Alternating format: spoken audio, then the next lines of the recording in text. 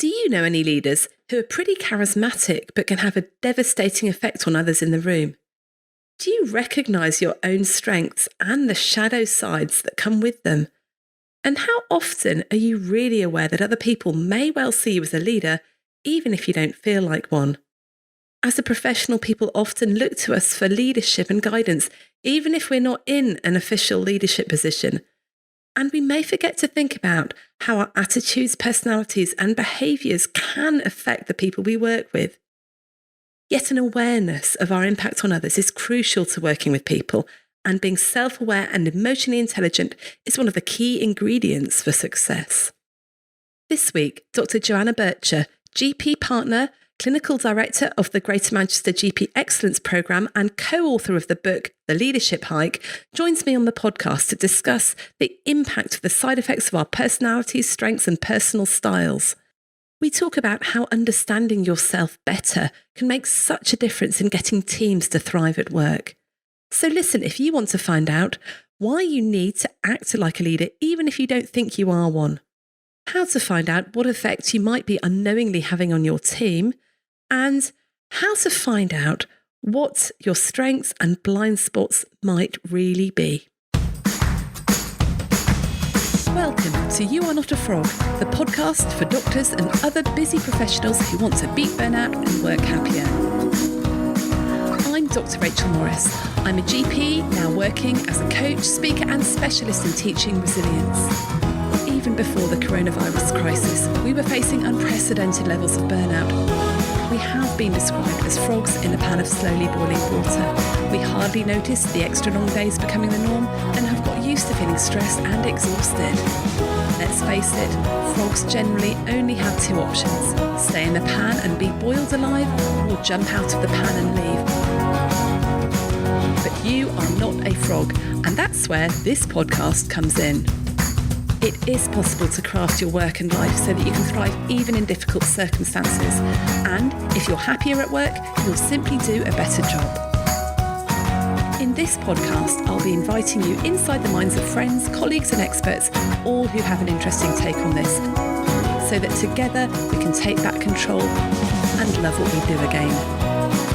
We've had a fantastic response to the recent launch of our Resilient Team Academy membership for busy leaders in health and social care, which gives online tools and resources to get a happy and thriving team. Now, the doors to this close this week, but if you want to buy for your PCN or bulk subscriptions for your organisation, there's still time. So just get in touch and we can send you some more details. A few episodes ago, we mentioned that we were thinking of running a thinking retreat for You Are Not a Frog listeners, and we've had an amazing response. So thank you everyone who's got in touch. Thank you for your wonderful feedback about the podcast. And there's masses of enthusiasm for a retreat, particularly in nature, particularly around a fire. So we're going to look for something in spring, summer next year. So do get in touch if you're interested, and watch this space. We'll let you know when we have organised a You Are Not a Frog retreat. Now, I've been going around the country this last few weeks, seeing people, speaking face-to-face and also online with various courses and conferences. And I'm going to be speaking at the Leaders in Healthcare conference for the Faculty of Medical Leadership and Management in November. I'm running a face-to-face workshop on how to lead without rescuing. And we're also doing a live online You Are Not a Frog recording all about failure. So if you have any questions about failure, please email them in, or if you'd like to attend the workshop or the live You Are Not a Frog recording as a participant, then do check out the Faculty of Medical Leadership and Management website. Okay, so on with the podcast. It's really brilliant to have with me on the podcast today Dr. Joanna Bircher. Now, Jo is a GP partner. She's one of the RCGP QI clinical champions. She's the clinical director of the Greater Manchester GP Excellence Programme. And also she's a co-author of The Leadership Hike, a book about leadership in primary care. So you haven't done much then, have you, Jo? I suppose it's where you accumulate these things, don't you? The longer that you survive in the world, so it always, you clock it up. It's more to do with longevity, I think, than a massive achievement. Rubbish, because this book is absolutely fantastic. I mean, it's quite a weighty volume, but it's just got so much in there. How did you find the time to write this, along with being a partner and doing all the other stuff? Well, unfortunately, I'm a co-author, so I didn't have to write the whole thing myself, although we did do a lot of editing of each other's work, which was a real pleasure, actually. Amal was a fabulous person to work with. What I did was I dropped a session, then just, I guess, just made sure it was timetabled in and tried to, I'm a QI person. I love project planning. I would create a Gantt chart, obviously. What am I going to do this week? What am I going to do next week? So tried to just be a bit disciplined with it. But I did say, at the end of it, that's it. I'll never do that again. That would be painful. But of course, it's a little bit like having a baby, isn't it? And now we're busy working on a companion volume. And we've got you on the podcast because, well, there's so many ideas of this book. We could probably do about 20 different podcasts just from all the different ideas in the book. But I guess when I was thinking about, what would the listeners of You Are Not a Frog want to hear about in terms of leadership, I started thinking, will they be interested in leadership or not? Will they just sort of ignore this episode because it's about leadership? And then thought, well, actually, no, because I think when you are a professional, particularly working in health or social care or any other profession such as law or accountancy, any of that, I think just the fact that you are a professional, automatically other people will see you as a leader, even if you don't see yourself as a leader. Would you agree with that? I would absolutely agree with that. And I think the place where I particularly notice it is if you've got kind of trainee in your practice, is they see themselves as being quite junior. And they sometimes, because of that, they don't recognize the impact they might have in a room or a space or a meeting or in reception when they're asking about something, how they behave can have an impact on how the staff feel. And they don't recognize that. And that's because they're looked upon as being in more of a leadership role. So yeah, no, I do think. You're right. It's when we're not recognizing that the trouble starts. There's some people are expecting us to behave like a leader. We're not seeing ourselves as a leader, and we maybe, behave a little bit badly or don't treat people in the way that we would do as if we had considered ourselves to be leaders. So I think what I wanted to talk about, and I know you're really passionate about this as well, is that people are leaders for all sorts of reasons. Some people are sort of, born leaders. They want to go off. They want to lead. They're always at the forefront of things. That they're leading student societies from when they're about 5 years old, aren't they? And then some people just sort of wake up one day and find, flipping out, I'm in this position of leadership. I never set out to be here, but it's just where I am. I mean, what's your leadership journey been like? Is it the first example? That's a great question. I think that probably was the first example. And it's been a fantastic learning journey for me to recognize that actually the best leadership skills that you have are not that kind of willingness to step forward and to have the best ideas and the best answers, which might be the kind of the 10-year-old me. And actually the best leaders are those that listen to the ideas of others and collaborate. And so I think there still is quite a lot of mythology around leadership, this sense that it's somebody who's charismatic, who has great ideas, who's can force them forward. And while that kind of perpetuates in the sense of what people's image of what a leader is, it actually gets in the way of people really developing their own skills because they either don't see themselves like that person or they don't particularly want to be that person, that image of a leader. And it kind of crushes their development. So that's been an interesting kind of learning thing for me. I think I hope that my style has changed quite a lot from what it was when I was 10. And how did you get into your sort of current leadership position now? What was that journey for you? Okay, I was a partner in a practice for quite some time and then took on some additional roles. So became an appraiser and appraisal lead and started to work with the CCG because I always had an interest in kind of black quality improvement. I didn't really know it was quality improvement at the time. I was interested in kind of audit and data and getting things right. And so the CCG took me on in that role. And it was from the back of that I got a place on the Generation Q programme, which was a development programme funded by Health Foundation, and to look at leaders across health and social care and on the voluntary sector to take them through a master's programme over about 2.5 years in leadership for quality improvement in healthcare. And then got the role at college initially as a support for the quality improvement and clinical lead. And then we became co-clinical leads for quality improvement and then the GP Excellence programme soon after that. So it's once I'd kind of hit that Health Foundation programme, I could see all the opportunities that were out there and it actually became less daunting when you realise that leadership isn't always about knowing everything. It's actually a bit of a relief that get out there and use different skills of kind of exploring the ideas of others, bringing people along and trying to kind of think together rather than, leading from the front. So yeah, it became a kind of nicer role, really. Yeah, because that is quite, what's the word? Confronting that if you're thinking that in order to be a good leader, you need to have all the answers, you need to know everything, then either no one's going to become a leader, or the only people that can become a leader are people that are completely deluded. Yeah, which is not a good place to be, is it? No, and we've seen what happens. Yeah, we have These this happen. people, haven't we? Yeah, so, and also it's a if you feel so strongly that you do have the right answers, then you're going to miss so much, aren't you? So you're going to miss so many opportunities to go in a direction you would never have thought of. We've got, it's our own capacity for thinking is tiny compared to groups working together. Yeah, totally. In coaching, I soon realised when I was training to be a coach that actually the less you know about the profession or the circumstances of the person that you're coaching, the better. Because it stops you interfering in the process. Because all the ideas and the solutions are definitely coming from that person, not from yourself. So one of the best coaches I know, she's an ex-teacher. She coaches someone in the nuclear industry. So she can't give them any of the answers. They come up with the answers. Would you say that being a really good leader is almost a bit like that? If you don't know all the answers, but you possess the skills to be able to listen, collaborate, and then make good decisions, would that be much better than someone who definitely does know all the answers? I think it's definitely better, but I don't think there is a problem in leaders having some ideas too.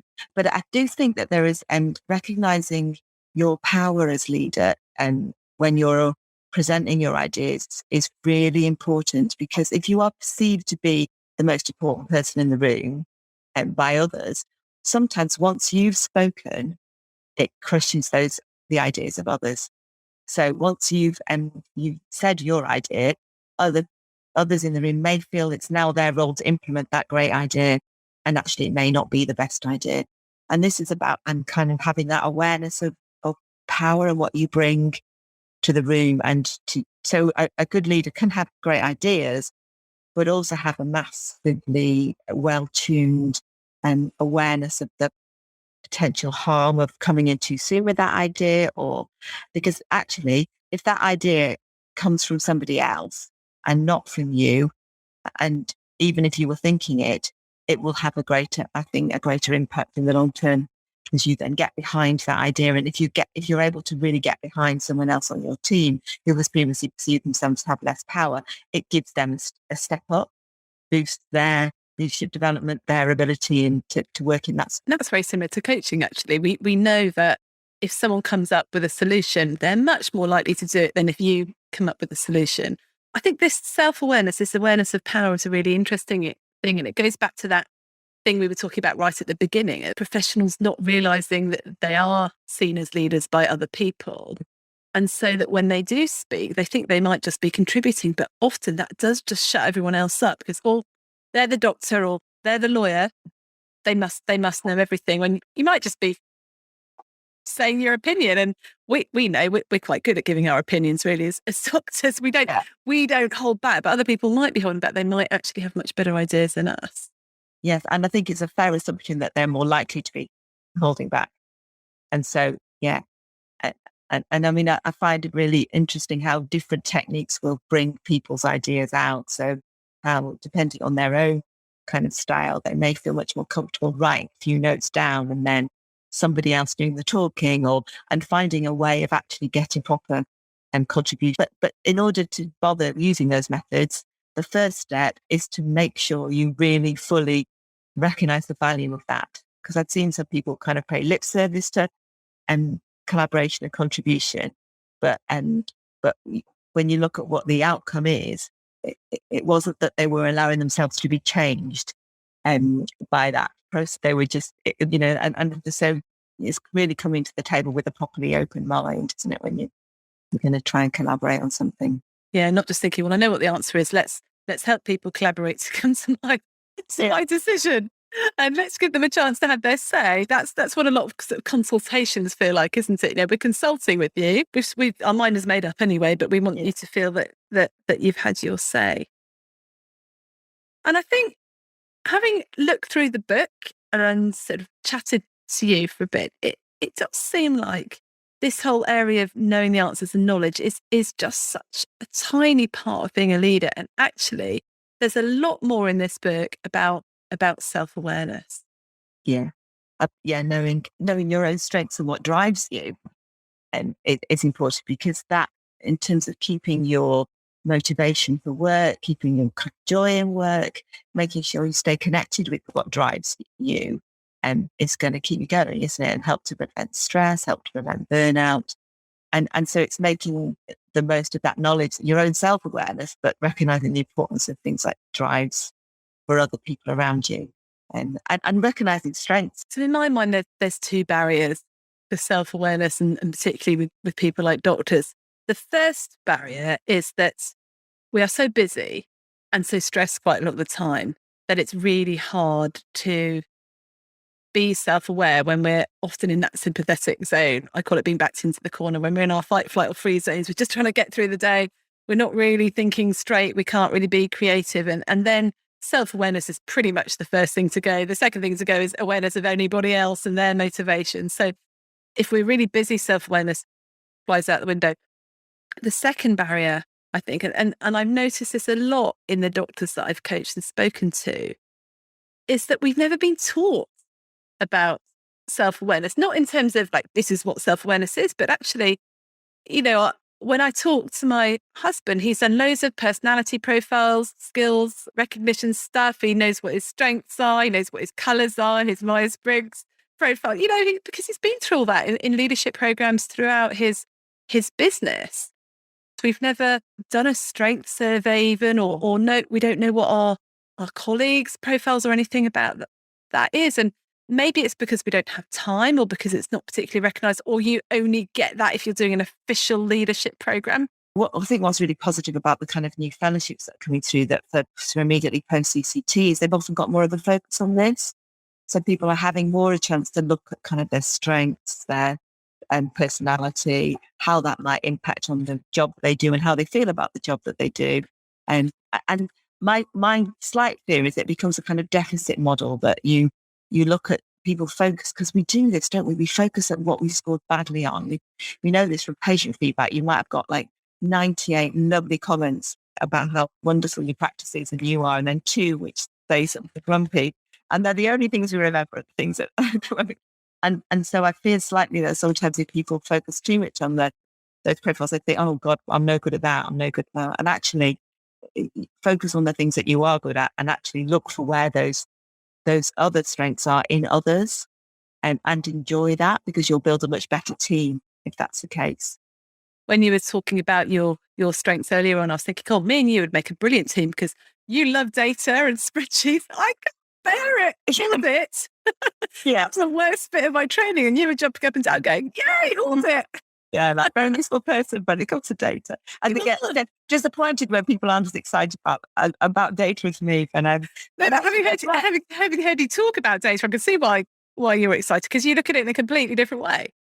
My important thing to think about as a leader is the recognition that not everyone is as excited by the data as me, and that's okay. So to find a new narrative, to find a way of telling a story, for some people it might mean looking at the data, and for others it might mean more of a kind of narrative approach. And so that's been a bit of a thing about a journey to self-awareness, is that just giving people kind of benchmarking graphs won't make them suddenly want to do something different. So that's yeah, and also understanding that for other people, things aren't, your strengths come easily to you.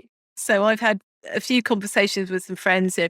I've obviously started a podcast, started an organisation, have done stuff, and there's stuff that I really enjoy doing, like presenting and stuff like that. And then someone else I was talking to was trying to do very similar. So I was like, well, you just, how about doing some webinars or this and that? And just said, all you need to do is get a Zoom account and do this and that. And I could just see the blood draining. It's like, then it was like, and And I had exactly the same experience, but in reverse.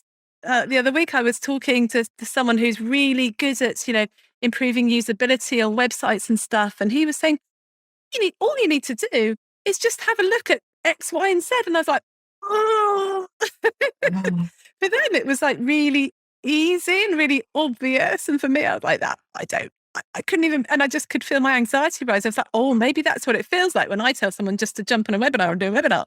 That's really interesting. Except like when we're confronted with our deficits, with the things we're less good at, it can generate a real kind of horrible feeling. I can sense I need to learn that thing. I must learn that thing. And that's, if you can kind of stay close to your own strengths and what drives you, you can actually take a step back and think, do I want to learn this thing? Do I want to do that thing? Or are there things that my strengths are better used doing? It might be that you do, that you think, actually, this will be the thing that will take me to the next step and I'll learn it. But you don't have to, do you? There are people out there that could do that stuff. And also this person I was talking to, I was like, oh, crumbs, that sounds like it's about 2 weeks' work. And he said, oh, I'll do it for you. Like, I said, oh no, I couldn't take advantage of you. He said, it will take half an hour. I was like, really? If someone's good at something, it will take them a lot less time.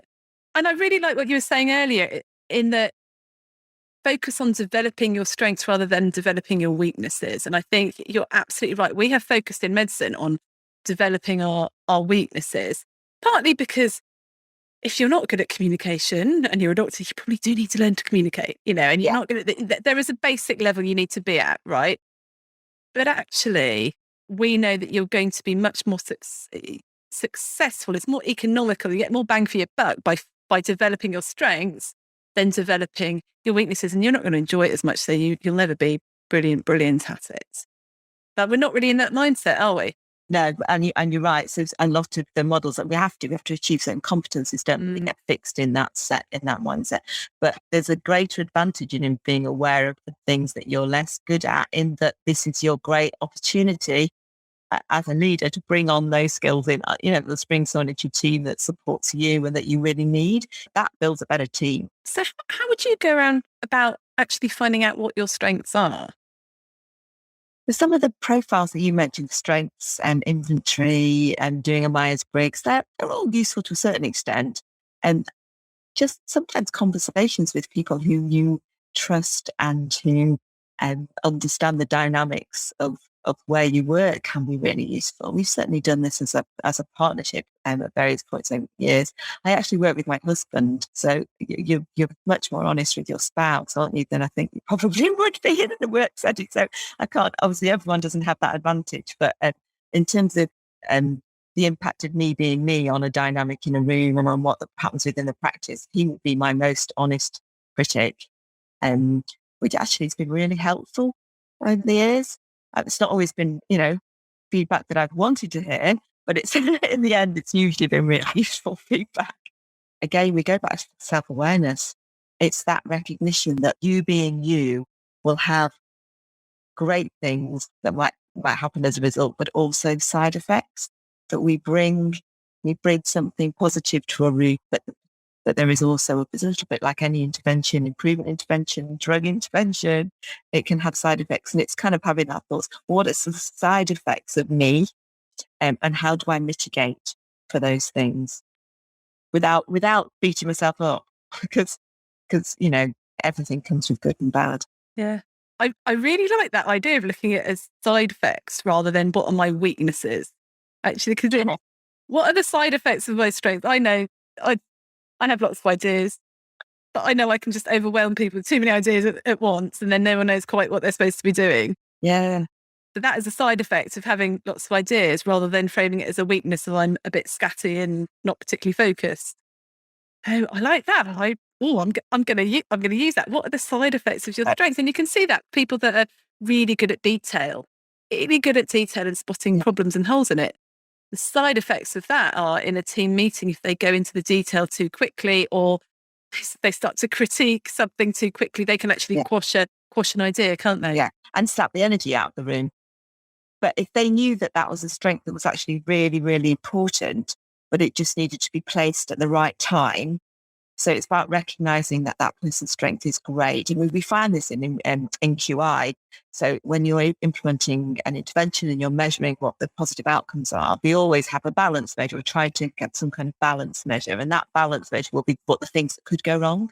What do we need to measure for? What are the side effects? And those details, people are brilliant at that. They'll be thinking about the things that might go wrong and recognizing that that's actually an important role. And you need it. But actually, it would be really great if we could have it at this stage. At the moment, we're just throwing ideas out. We're at this stage, and that person knows what their role is and when it's best situated. And they can even write down the things that are worrying them at the moment. So you don't have to verbalize them just yet, but scribble them down, because it's really difficult holding them all in your head. If you're finding things that are worrying you about the conversation you're having, just with that, when we get to that stage, we'll table them and we'll all look at them together. So yeah. I think another way of thinking about the side effect is that sometimes the brighter people shine, the more shadow they can cast. So we struggle at, everyone has different levels of kind of self-confidence, don't they? Often based on kind of their own background and personality type, parenting, all sorts of things built, and things can crush people's confidence. And we're in situations sometimes where the more confident somebody is in a room, the less confident others can sometimes feel, which is why I see it's a kind of the shadow side. And I wouldn't think that anyone should ever crush their own confidence or make themselves smaller, because I don't think that's helpful. But I think a recognition of the power of a personality on people who are less confident is useful in terms of how you couch something, how you vocalize something. Yeah. And also I think it's power of hierarchy as well.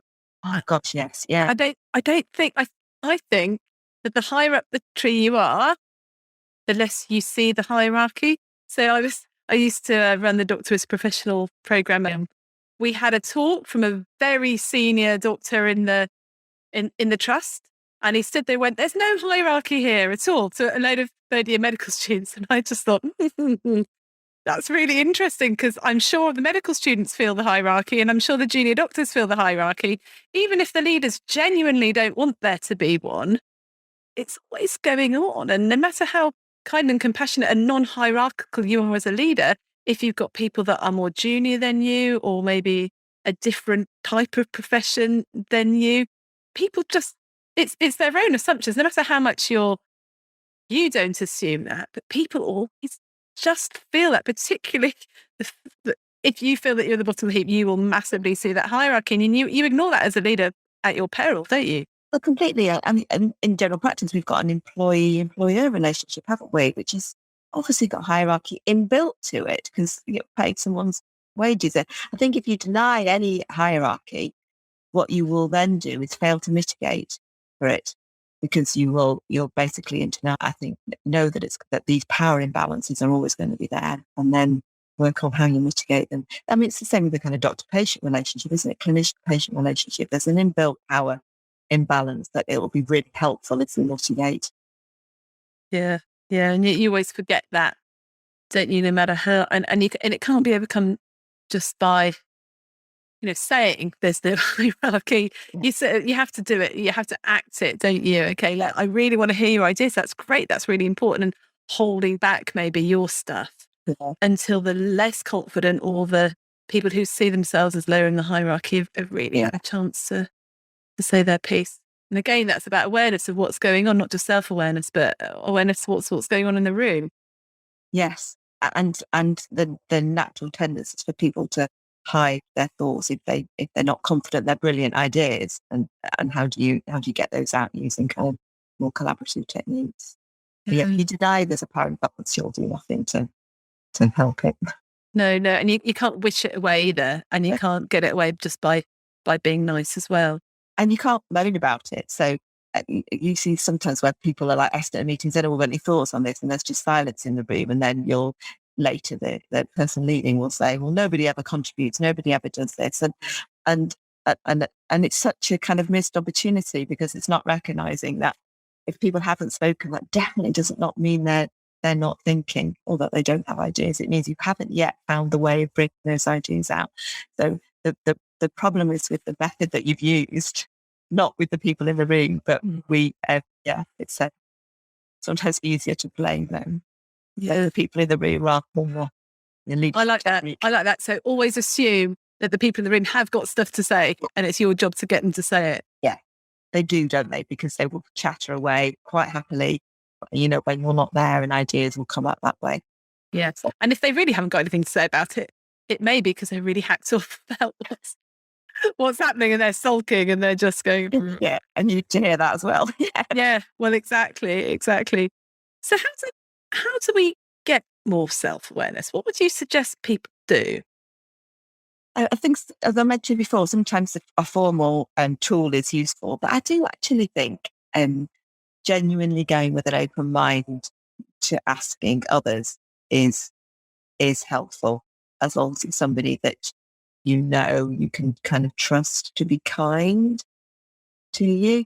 I was just thinking what a gift that is to, well, I guess a double-edged sword to be working with your husband, because I think your partner is the one person who just gives you it's the best method for giving feedback, because the relationship is there and you're not going to be worried too much about really upsetting them or whatever. You can just give it how it is and you've got hopefully the best intentions behind it to really help that person, and you're not going to mince your words, and just think, that's great. How can you get that feedback relationship with people that you're not actually living with or whatever it's? I guess it's sometimes about giving them permission to, isn't it? So Yeah. Having somebody that you trust in the practice who knows that you are really interested in your impact on the room, both positive and negative, and whether it's always productive and useful, or whether it might be worth testing out new ways of being. So a little bit like when we do quality improvement, and we don't suddenly have a massive revolution and change everything. We test out a new way. I wonder what will happen if I do blah. And having someone that knows that you're doing that, and that can be your kind of partner alongside it, your pal, that you can have a chat afterwards. I could try this out. What did you think? Did that work any better? Or I'm wondering about whether if I use more techniques where we're writing stuff down, or whether I speak less, or whether I, and get them to kind of give you some feedback that way. I would thought that would be a pretty good way. I've not tried that out myself because, as you say, I've got my husband. And that's easy. But I can imagine there'd be a lot of workplaces where that would work. Yeah. We did an exercise actually with our Read Well, Lead, Manage, Thrive team. And also I've done this in a team coaching session with a team where it's like speed dating, but speed feedback. And you sit down and you've got 5 minutes and you say to the person, what are you doing that's particularly effective? What do I particularly appreciate about you and the way that, what you're doing? And then the next question is, and you would be even better if, or, your work would be even better if. And that even better if is a really, really helpful way of phrasing it. But it'd be even better if maybe you took a couple of minutes to pause before you spoke, or you focused on this more, which would make it even more effective. That was, I got very good feedback. Both. That's interesting. And another way of doing that could be that rather than the kind of deficit model, you look at the impact model, like the side effect thing. So I love your great ideas. And sometimes because you have great ideas and you think really quickly, that can have the side effect of stopping other people from thinking, or making them, they're not thinking as quickly as you. And so you've come up with the ideas, and that question's then a contribution, not because they don't have it, but because your contribution is actually great. But so more things don't come out. So you look at how you mitigate the side effect rather than you having to check, Yeah. You look at how you mitigate it rather than, you're wrong or bad or. Yeah. Back to that really helpful thing of side effects. I really like it. But I personally have found strengths inventories really, really helpful. For listeners who have never done one, they often involve like a really long list of questions. Maybe it would take half an hour or an hour. So just answer these questions. But then what comes out the other end is sort of a list of strengths. There might be 30 strengths and you've got this list of all your strengths, which is great. It's like, brilliant, I've got all 30 strengths, but in order. Yeah. Strengths. So basically the top 5 are your key strengths, and the stuff at the bottom means you're really crap at this. That's the way I take it anyway. But that has been really helpful. And there's several you can do, aren't there? There's one by Gallup, there's a Clinton Strengths Finder. There is a free version. I think if people go to called the VIA Survey of Character Strengths, then Martin Seligman's organisation do that. I've just found them really interesting and really helpful, because actually you sort of think, oh, my strengths are being compassionate, but actually the sort of strengths they come out with is, one of them was like winning others over.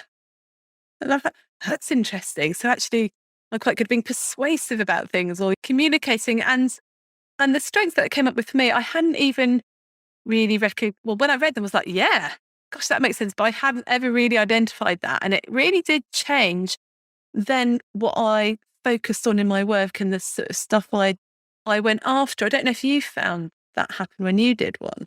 I think the fear is that we focus on the bottom 5 and go, I'm really rubbish at it. And that's what we need to make sure we move away from.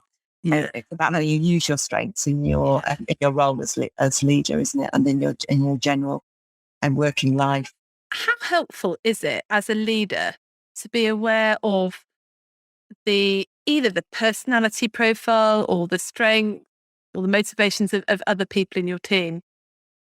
And particularly the motivations. Right. We forget how important that is for things like job satisfaction and joy in work, and that people, no matter what part of our team they are, whatever role they're working in, from the person that kind of clean the practice to, frontline reception staff or practice nurses, they've gone into that role because of some motivating factor, and it's very rarely just about the money.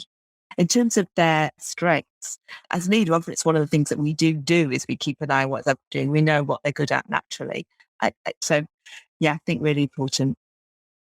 And either formally or just kind of observationally, just from what we see. I think depending on how comfortable people have been, what education level they've gone through, there's a different degree of comfort with formal psychological profiling and things. I have seen some emails from people in some corporate jobs which literally have their personality profiles on the bottom, or they have like, I score 3 yellow and 10 red and 5 blue or something like that, which probably really helpful if all the team have done exactly those 4 colours thing or something like that. And it's always thinking, oh, that's really interesting that's sort of in their signature, but it's pretty helpful. Like, I'm the go-to person for a hug when you're feeling down, or I'm the go-to person for the answer when you need a detailed answer or something. I'm the go-to person for Yeah. That'll be thing to do. Yeah, don't mind me when I just tell you what to do, because I'm extremely red, in that category or whatever. But it does just help you make allowances for people, doesn't it? So, yeah. So we talked a bit about self-awareness and the importance of it. And I would say, I think the thing that's helped me the most for self-awareness is actually coaching. It's getting a coach and talking things through. So if anyone can get hold of a coach, there's quite a lot of free coaching available in the NHS. I know there's quite a lot of free coaching available through the various leadership academies as well. Yeah. And I think the NHS one is the Looking After You program, isn't it? So if you go online and put in Looking After You NHS, you'll get really worth it. And I think sometimes in medicine we have this thing of, you only get a coach if something's wrong, you've got to solve a problem. Actually, no, in business, as if you're a senior leader, you'll have a coach, you'll have a leadership coach to help you. Decisions are hard, they're complex. So, get some self-awareness, really important. But just before we finish, what other attributes would you think it would be really important to really work on if you want to really improve as a leader? Even if you don't really want to be a leader, but you're just there anyway. Okay. Listening, active listening. So that would be my number one. And I think number one most important leadership skill is about properly trying to understand what somebody's saying. And it sounds really obvious, doesn't it? But it does really mean stopping your own brain almost. And I can't remember where the quote came from, but real listening isn't just waiting for your turn to talk. So naturally, we get fed a cue and our brains start thinking of our contribution to that thing. And immediately from that moment that happens, we stop listening.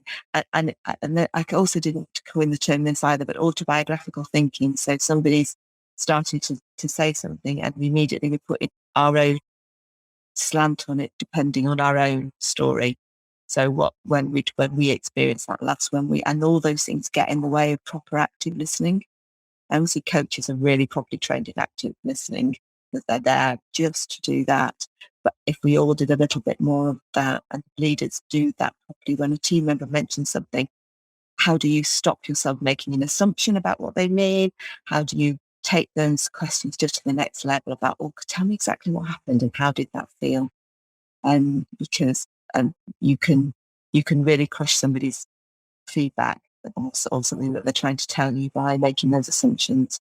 So yeah, listening, number one skill. Yeah, I've had I'm still working on it. It's hard. The problem is, as GPs, we think we're trained how to listen. We're not really. We're trained how to listen in order to diagnose, not listen in order to just really, really understand. Yeah. And the quote I've heard is, people around here don't listen, they just reload. And as a leader, I think if people come to you even just expressing displeasure or something about something, you can often feel it as direct criticism, even when it's not. They're just like saying something that got on their nerves. And then your initial reaction is defensiveness, isn't it? Your amygdala flares up, you're defensive, then you stop listening. Whereas if we could just get ourselves to go, tell me more about. Tell me more, yeah. And actually you mentioned about, although it is mostly for diagnosis, but we also kind of probe what patients are thinking and what they were hoping for. But we forget to do that outside the consultation room. So, somebody comes to us with an issue or a problem, and in the practice, and when we're in our leadership capacity or whatever level we're working at as a leader, and we think that they're coming to us because they want our answer, they want our solution. And when patients consult with a problem, we're trained to not assume that what they want is a diagnosis and a management plan. Actually, they might want a completely different question answered or something else is on their mind. We're trained to be really genuinely curious about that. We could translate a bit more of that to that genuine curiosity, which you're right, sometimes means questioning your gut reaction if it's negative, but also questioning your gut reaction of assuming that they've come to you for a solution, when actually they want to talk something through. And if you have to be the person with the answers, that's not a great place to be. But if you're the person that then will listen and help that person so I think a bit of coaching skills for every leader is good. And to help that person that's come to you with their issue to come up with their own answer, it will be a better answer generally. Yeah. And even just use that, we use ideas, concerns and expectations, don't we, in a consultation? Yeah. Just use that with people. Yeah. And even if you don't see yourself as a leader, if someone comes to you moaning about something, just try it. Just try it. Try it out. Yeah. So any other top tips before we go, Joe? What would your 3 top tips be for being a good leader, even if you don't feel like... Okay, so number 1, genuinely believe that you're not the person with the best ideas. The second one will be learn how to listen and continue to practice it, because you will slip back into old habits frequently. We've probably had decades of not proper listening, so definitely do that. And I quite like what you summarised before after we were talking about in the room, that remember that everybody in the room with you will also be having thoughts. And if you haven't heard them, then you haven't come up with a great idea to help them to express them. Great. Those are 3 fantastic top tips. So, Joe, we're out of time, but will you come back on the podcast at some point to talk more about any of this? It's been really nice to talk to you. Yeah, you might get me just talking about data and quality improvement. That will be my next, my most favourite subject. So, Joe, if people wanted to contact you, get hold of you, how could they do that? I'm happy for them to use my NHS Net email address, which is joanna.bircher@nhs.net. Great. And they can find the book, which is called The Leadership Hike. How can they get hold of that if they want to read it? And I'd recommend it's really good. It's available from all booksellers. I think you can order it from normal bookshops, which is obviously what we like to encourage. It's also available from the big online sellers. Okay, fantastic.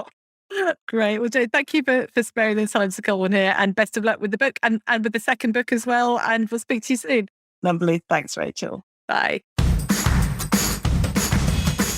Thanks for listening. If you've enjoyed this episode, then please share it with your friends and colleagues. Please subscribe to my You Are Not a Frog email list and subscribe to the podcast. And if you have enjoyed it, then please leave me a rating wherever you listen to your podcasts.